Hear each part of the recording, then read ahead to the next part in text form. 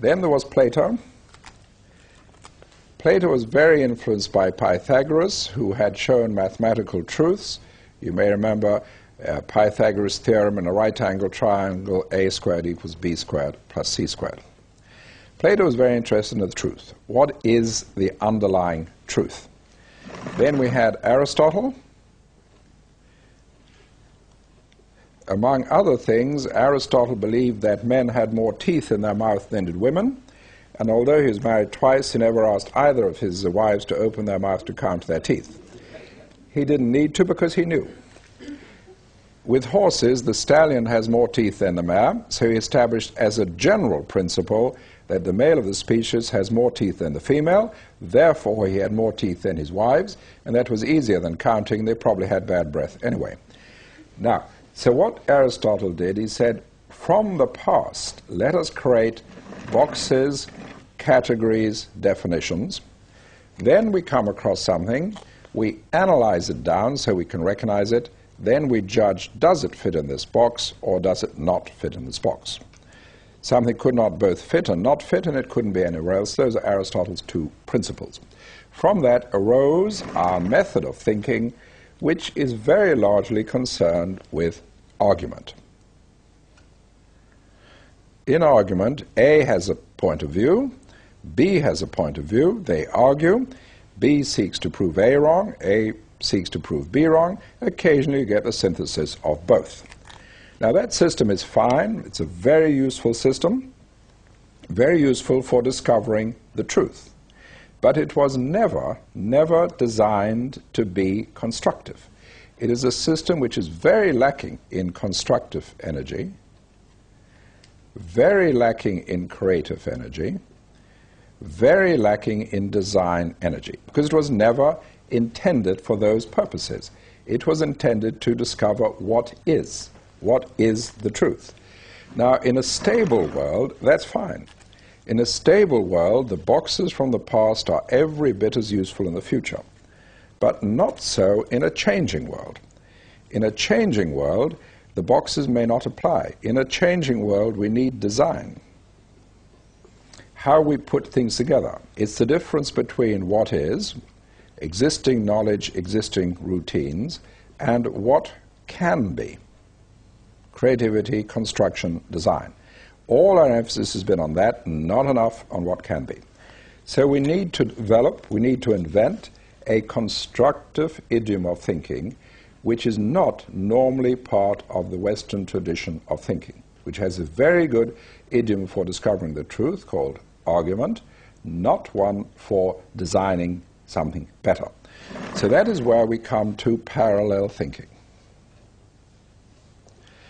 Parallel thinking, instead of A arguing with B, A and B are thinking together, in parallel, in the same direction, cooperatively. Now, of course, we need to vary the direction. And for that, we invent a very simple framework, which is the 6 hats. 6 hats means that as someone sits thinking, there are imaginary, metaphorical hats which you put on or take off. You wear one hat at a time. Now, what are these hats? Well, we start with the first hat. The first hat is the white hat. You can think of white as paper, printout, computer printout. White hat is what information is available, what information is needed, what information is missing, and, very important, how are we going to get the information we need. White hat is a direct focus on information. When the white hat is in use, everyone in that group wears the white hat. Everyone is focusing on information. If the information does not agree, even if it's contradictory, you put it down in parallel. You accept both versions. Later, when you come to design the outcome, you need to decide between them. Then you decide between them or design something which satisfies both. So that's the white hat. Direct, exclusive focus on information. Then we move to the next hat. The next hat is the red hat. You can think of red as far and warm. The red hat is feelings.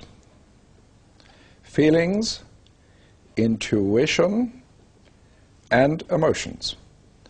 Normally, in thinking, you're not supposed to allow your emotions to come in. Of course, they come in anyway, you just disguise them as logic. What the red hat does, it allows you to signal that this is your feeling. You're not pretending it's anything else. Now, intuition can be based on a lot of experience in the field, which comes together to give you a gut feeling. That is very useful. Does not mean it's always right. It's not always right. When they told Einstein about Heisenberg's uncertainty principle, Einstein says, my intuition says that's wrong. God doesn't play dice. Nature doesn't work that way.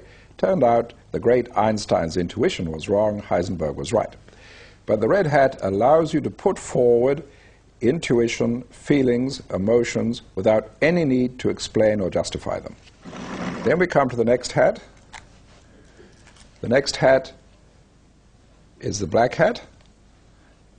You can think of black as the judge's robes. The black hat is caution. Caution. Caution, risk assessment,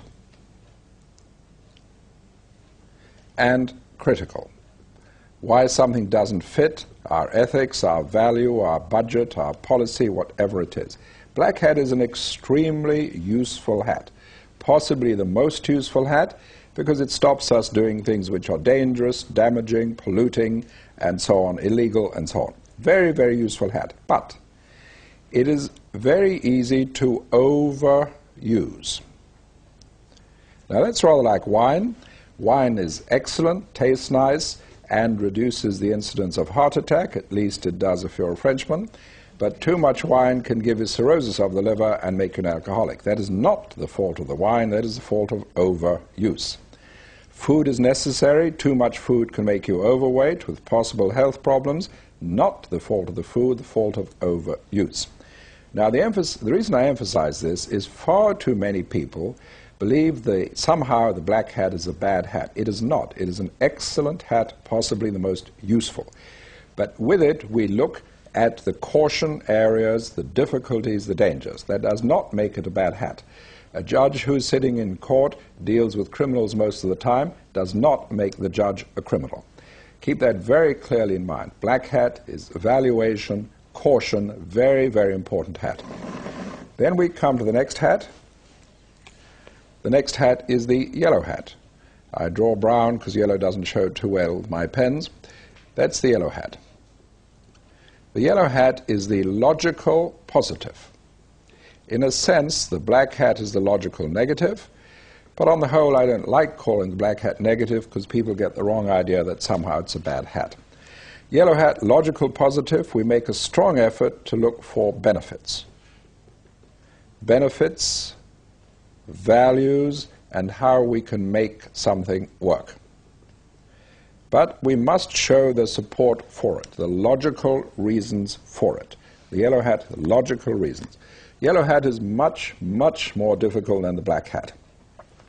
Black hat is very natural. The brain has a very natural mechanism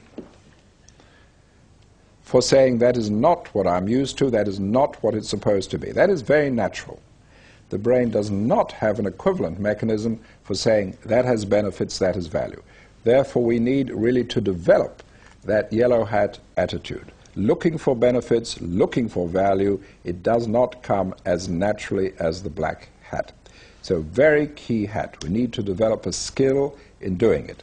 We need to develop what I call value sensitivity. Value sensitivity, the word sensitivity is the same as sensitive photographic film. Value sensitivity means that we develop a high sensitivity to value. If we look at that with a golfing analogy, imagine you're playing golf and you get the ball on the green and then you try very hard to get it in the hole. And some people think that's important. Now, just imagine how much easier golf would be if the green was shaped like that. So when you got the ball here, it rolled down by itself and got in the hole. That's the same with value sensitivity. If you don't develop value sensitivity, then you've got to see the value directly staring you in the face. But if you develop value sensitivity, then from a distance, you can sense the value and come towards it. So yellow hat, value sensitivity, very important part of thinking.